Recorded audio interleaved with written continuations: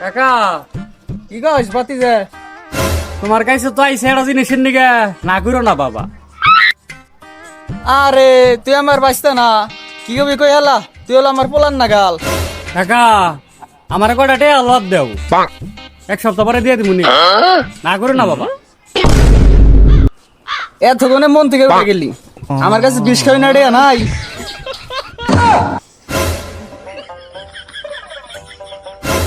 হাজার ভাই আমার কিছু লাভ এটিয়া দেন, 1050 টাকা করে দিন। সজীব ভাই টিয়া কয় হাজার নাকবো?